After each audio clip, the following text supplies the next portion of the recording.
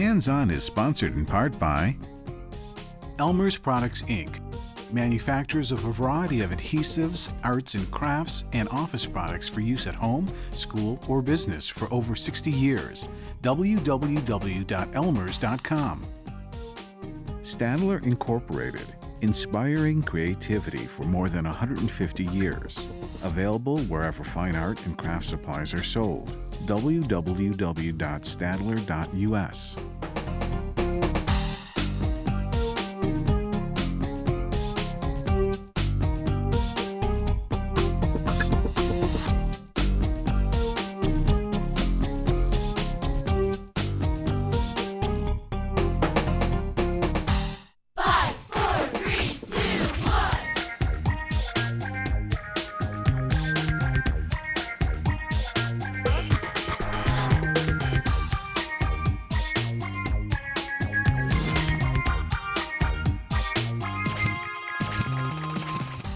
This season of Hands-On is all about living things.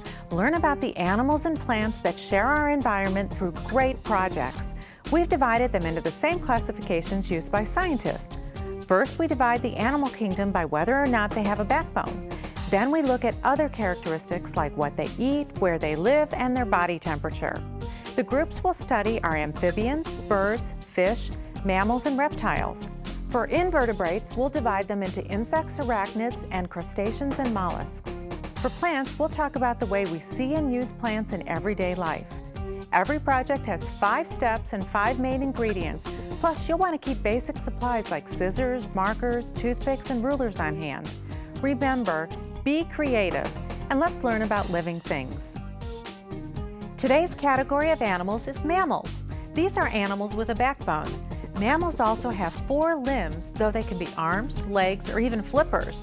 For today's show, we're looking at the very broad category of mammals. Here are some facts. Female mammals have the ability to produce milk to feed their babies. Mammals have hair or fur that help them adapt to temperature changes. Almost all mammals give birth to live young instead of laying eggs. They breathe through lungs, and mammals are the most intelligent creatures on Earth. They learn to adapt to many different climates and living conditions. Some mammals are tame, some are wild, some are very large, and some are very small. And that's the facts. First up, we create an interchangeable mammal using clay. You'd be surprised how many animals you can create from a few shapes. Next, get fuzzy with a wired dog, or maybe you have another animal in mind. Then it's time for more clay. Learn how to create beads that copy the hide or fur of your favorite mammal. Last up, it's a pop-up book featuring whales. So let's get started. There are thousands of different types of mammals. We're going to start out with a few of my favorites. We have a bear, a dog, and another kind of dog. And each one of these animals is made with the exact same techniques. So let's get started. We're going to use some modeling tools. We have 3 different colors of oven bake clay, and especially we're going to be using this caramel or cognac color. And then we have a roller, a drinking straw, a coffee stirrer, some toothpicks, and let's get started. So the first thing we want to do is cover our work surface. I've taken some wax paper and then I've put it with some low-tack tape. You want to be really careful when you're working with clay that you're covering and protecting the surface so that if you're going to use food items later that you won't have had clay on them. So the first thing we want to do is to divide up our block. Blocks of clay, the way that you can decide what size animal and make things very uniform is by working with the dimensions on the clay block. So I've started with a clay block, I've cut that in half, which gives me 2 quarters, and then I've cut each quarter in half again, so this is an eighth and an eighth. Then I have a pinch of black and a pinch of red. Now to start out, I'm going to take the quarter block of clay, and I need to condition that. And conditioning means to warm it in your hands and just roll it out. And the heat of your hands is going to make the clay nice and soft and pliable. I'm going to roll that, and then I'm going to roll it into a circle, fold it in on itself until it's nice and soft and easy to use. Now I'm going to take the round, I'm going to roll it into a circle, and then I'm going to form it into a teardrop shape. And that's going to be the body of my bear. So I've got that here, and I'll blend it out. Now, when you're playing at home, you're going to take as much time as you need to get the exact shape that you want, and I'm going to have it as a flat bottom here, so that becomes his body. Now, I've got another quarter piece of clay, and I'm going to divide that into 4 sections. The clay actually comes with 8 grooves in it, so it makes it easy to cut. So I'll take one of my clay tools. I'm going to cut this into 4. And now these 4 sections are going to become the legs. Now I'm going to condition each one. Now when you're working with clay, you start with the lightest color first, but in this case we're using only one color. So I'm going to condition each leg, and I'm going to again form those into kind of a cylinder shape, and then form them into a teardrop. Now I'm going to form those into 4, and I'm going to flatten that base. And as I said before, by using these measurements, then you'll get all your pieces the right shape. So I will do that until we get 4 pieces, and then I'm going to create the paw petals, or the paw and the tips on it. Now he's going to sit like this. I've taken a little piece of drinking straw, I'm going to flatten it a little bit, press it into the clay so I have a circle, then taking the coffee stirrer, I'm going to put 3 dots for each of it, for his paw. Now I've got his body, and I'm going to squish the one leg in the front, and I would continue obviously and put the paws on each one, put the 2 here, and then put the 2 arms onto the side. And I'm going to blend those in. Now I've got his body started. Now let's move on to his head. I have another 1/8 piece. I'm going to pinch a piece off, take this and condition it, which I've already done. So I've got his head. I'm again going to form it into a ball, and then lengthen it into kind of a teardrop shape again. I'm going to flatten this top and push his head down. You're going to take time to make it into the exact shape you need.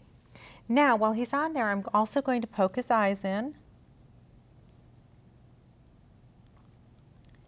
And let's get that nose a little bit sharper. And I'm going to lift this up so we can see it. Let me get my toothpick. I'm going to turn him to the side so I can see him too. I'm going to draw in his mouth.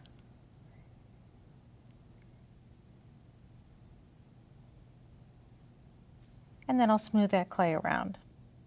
So I've got the base. Now that little pinch that I have left, I need to flatten that out. So I'm going to take my roller.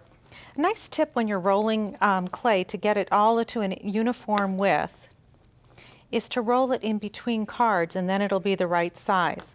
But I'm going to take this piece here, I'm going to go back to my straw, and I'm going to poke out the shapes. You can poke those out with a pin if you need.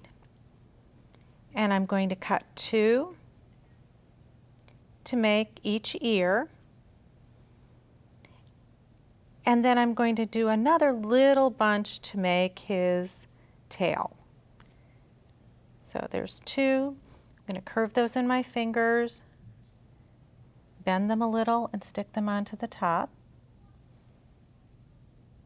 And then I do a second one, and then take that other little extra ball, and that's going to go in the back. Now the last step is to add any detail. Now my teddy bear needs just a little bit of shaping, so I'm going to work on his mouth a little bit more. And I'm also going to take a little teeny pinch of black and put it on for his nose. And that'll go right on the front. Now if we go to the finished one, we would take our bear, we would put him onto our tile, and then bake according to the manufacturer's instructions. And you'll end up with this cute little bear. Now if you take this bear, the dogs next to it are made with the exact same shapes, but would change the shape of the ears, maybe added detail on the eye, added a bone here, added a tongue. But the basic animal is always the same, with a teardrop body, a teardrop head, or rounding the head. It's just the easiest way is to work with those proportions and divide your clay from the beginning, and you can create a whole menagerie of animals. Mammals come in all different shapes and sizes, from a tiny mouse to a giant giraffe, and we are going to make both a bat, which is a mammal, and a mouse today using our jumbo-sized chenille stems. So the products you'll need are the chenille stems. You'll need tacky glue, a pipe cleaner, and some plastic eyes. You'll also need scissors, and that will be all of it. First of all, we're going to go ahead and make the bat. And the first step is to join two of the jumbo stems together. Just give them a little twist, and then a third stem onto the end of that one. So you're going to have one really long stem. You want to give them a little bit of a twist to make sure that they're going to stay together nicely. Then you're going to join those in a circle. Oops, better tighten that one up a bit. There's wire inside of the core, and the fuzzy fiber surrounds it, so it's very strong if you twist them together really well, and they hold together nicely. So once everything's done, you can bring it up to the center and give the whole piece another twist, so that it's like you have a giant bow tie. This is kind of like working with balloons and making balloon animals. You can see there's lots of possibilities. Next, we're going to do the bat's head. So I'm going to put a little point in the end of one of the jumbo stems, and then I'm going to wrap it around in a circle, double it back on itself, and make another point, leaving a little bit of an end. I'll squish it up, that I can now hook on to this giant bow that I made. So we'll tighten it up and wrap it around. And then we're going to form the bow into the bat's wings. So we'll put a point in each end. And you can kind of try to match it so it's the same length. And then these pieces are going to curve in and up. There was one, and then again, in, make a point, and another little point. So again, we can adjust things a little bit. If you do make a mistake with these, the nice thing is that you can unbend it and rebend it again. So once you've got all your wings sorted out, you just go ahead and glue your eyes on, the dot of glue on two different spots there, and your bat is finished. There we go, he's spooky. You could hang him from a string and dangle him as a decoration. Now for the mouse, we need 5 white jumbo stems, and we're going to start with our first stem by curling it into a cup. And the cup should take up 3 loops of the stem. And then the end piece is just going to be bent back into the middle of the cup and stick out like that. Next are the ears. So we're going to insert into the last biggest loop one of the stems, give it a twist around, and curl it in on each end. Those are going to be 2 big round ears. There we go. And next are the legs. Both of the legs are the same. So we're going to curl in the ends of the legs. Those are the mouse's feet. And then this twists around the stem that we left sticking out the back. That's the first foot. And next, actually, we're going to put the tail on. So the tail, you want to measure it and have a big long piece. And then this part is going to curl around as the center of the mouse's body around that same stem. And then we can put the last foot on. Again, we'll curl up the bottoms, twist it around the body. Our final step is to decorate our mouse's face. And for that, here we go, we'll get him standing. I've used these heavier duty craft snips, and I've cut 3 little sections of a pink stem. 2 of the sections become the mouse's ears, and we'll glue those in place with the craft glue.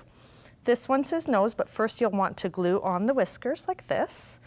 Oh, his head is a little crooked. His nose would go in place, and then we glue on his eyes.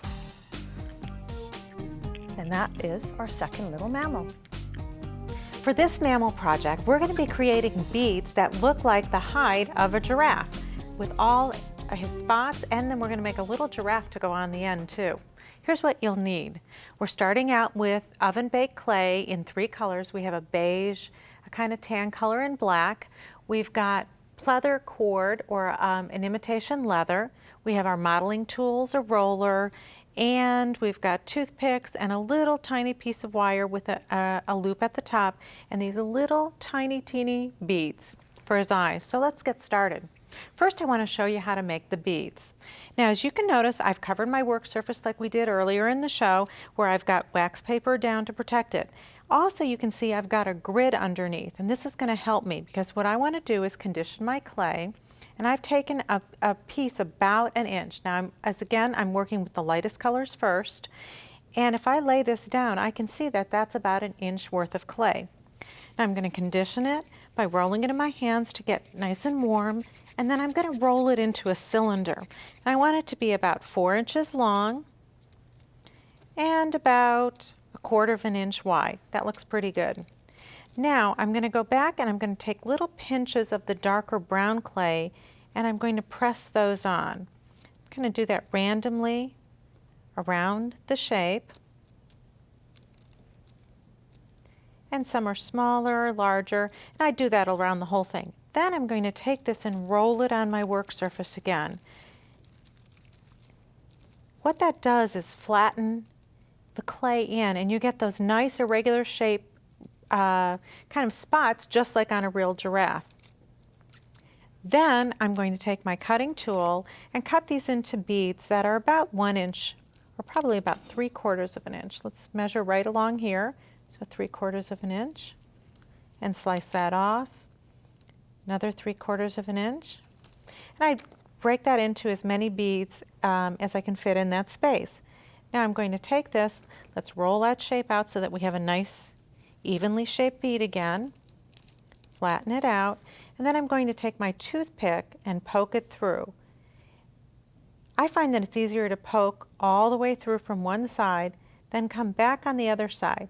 It's really important too that you check your cording and make that hole big enough so that it's going to fit through. Now I do each of my beads and lay them here on the side. Now you could mimic any kind of fur and make either spots or fur or something to mimic your favorite mammal. We'll lay that here because we're going to bake those later. So let's make our little giraffe. The first thing I did is I started with about a 1/2 inch piece of clay in this lighter color. I'm going to form this into a cylinder and then pull up this top piece, and that's going to form the body. I'm going to roll that until it's nice and soft and flatten that out until I have the body shape. Again, I'm going to add my spots on, and then I'll flatten that again onto my surface. We do both sides. Let's roll them out until we get our nice little giraffe shape. Then I'm going to take about a 1/4 inch size ball, and I'm going to form those again in my hands into a teardrop shape. Flatten out the bottom, and that's what I'm going to do to form my leg. And I'd form 2 of those. Flatten the bottom out.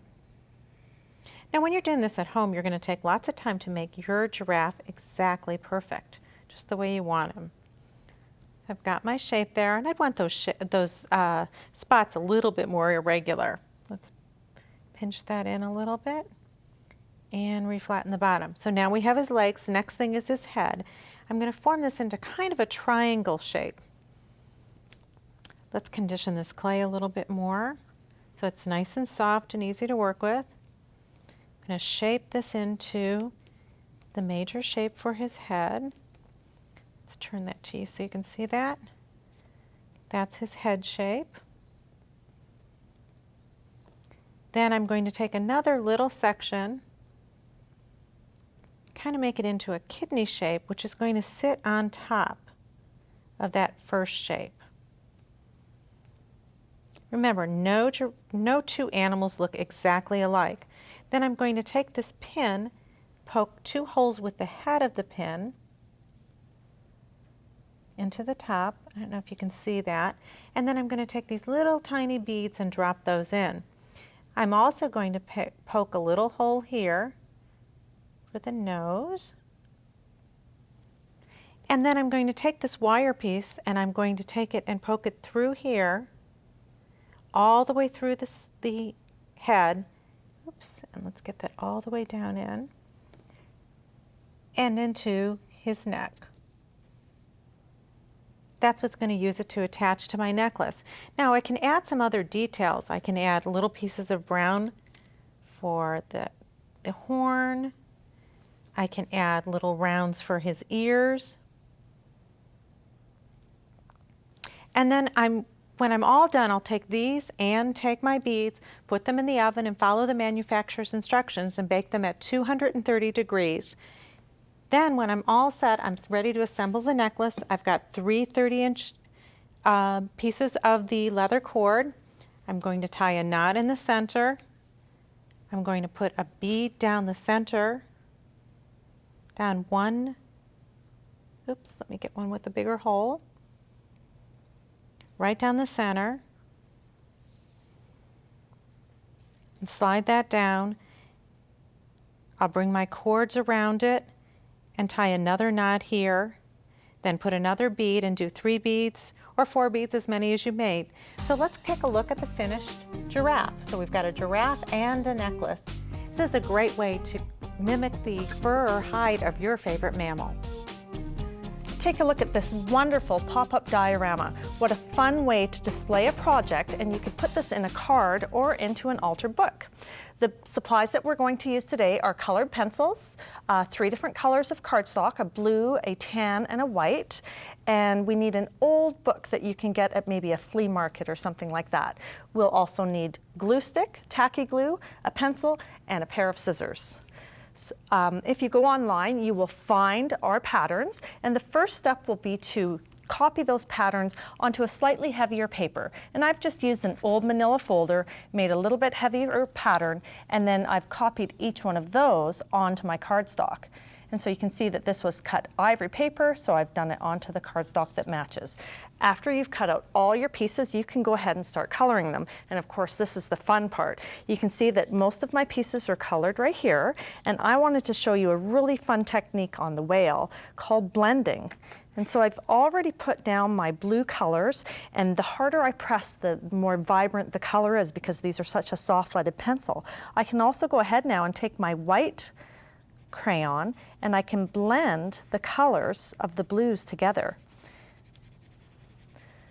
The pencils work really beautifully in this blending technique, and not only can you use white, but you could use another color of blue to blend with as well. So I'm going to go ahead and I'm going to blend a little bit more over here. I've also used a textured paper, and so the textured paper also adds another dimension to the design and makes it turn out very interesting. The next step is to make your pop-up element of your diorama. And again, I've traced the pattern onto a blue piece of paper, and you can see this one right here where all of my lines are. After you've traced it, the solid lines indicate where you need to cut. You can see those are cut. And then the dotted lines are where you fold. So after you've cut everything, you'll open that up and very carefully fold the matching pieces and push them out. And what that is going to do is give you little tiny stairs that you'll glue each of your diagrams onto. After they're all popped up and brought forward, we'll just give them a little bend and crease to make the pop-ups very sturdy. We take our old book and we glue this inside of the book. We'll go ahead and we'll use some of our glue stick. And you'll want to make sure that you line up the corners and the crease of the pop-up element with the crease in the book so that you can close the book all the way when you're done. And again, this would look really great in a card as well. The next step is to glue all of the pop-up elements into place. So this is the kind of little tide pool that goes in the front. We'll glue that into place. And then we have our waves along the back, and each of those glue onto one of the little stairs that we've created. And you can lay it flat to press it into place, and then when you pop it back up again, it'll shoot up. And of course, we have the whale, and the whale is going to go on to this little extender, and the extender is going to help it pop up above the waves. So I'll glue the extender in half to make it a little stronger, glue it onto the whale, and then glue it onto the stair. So he's going to go right in the middle and press it against the little pop-up piece. And we'll press the whale into place on the little tab. Now, as you're doing this at home, you're going to want to take your time and make sure that you allow everything to dry. Each of the pieces goes on its individual tab so that when it pops up, they all separate. Let's go over to the finished piece and I can show you what I mean. So if I turn this and I show you sideways, this front piece is separate from this little pop-up and from the whale and from each of the waves in the background. And that's what your finished pop-up diorama will look like. Now that we've been introduced to mammals, it's time to classify them even further by what they eat. On our next show, we meet the herbivores, or plant-eating mammals. Hope to see you then on Hands On. Projects from today's show plus other ideas are available on the web at craftsforkids.com. This is show 1204. Hands On is sponsored in part by Elmer's Products, Inc., manufacturers of a variety of adhesives, arts and crafts, and office products for use at home, school, or business for over 60 years. www.elmers.com. Stadler Incorporated, inspiring creativity for more than 150 years. Available wherever fine art and craft supplies are sold. www.stadler.us.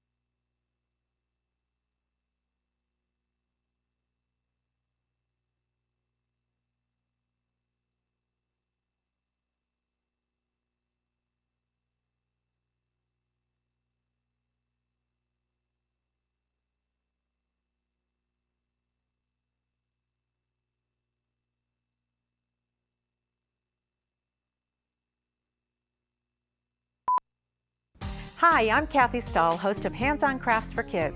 I hope you'll join us each week as we show you craft basics and great projects, each with 5 steps and 5 main ingredients. We have a lot of crafting fun in store for you. And remember what we all say at Hands On Crafts for Kids: there's no right or wrong way, only your way. Be creative, have fun. We hope you'll join us for Hands On Crafts for Kids.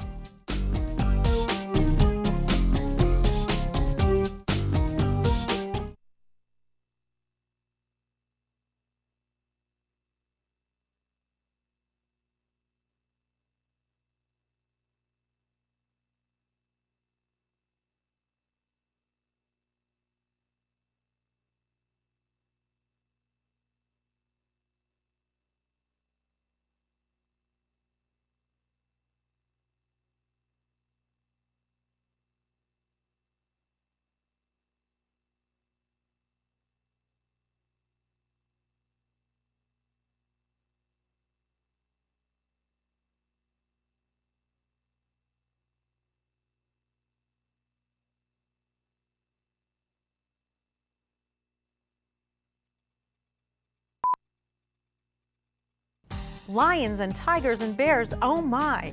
Hi, I'm Kathy Stahl, host of Hands On Crafts for Kids. Our newest series is all about living things. We'll be crafting projects about mammals, amphibians, reptiles, insects, and more. All the projects have 5 steps and 5 main ingredients. Join us for Hands On Crafts for Kids and be creative and have fun.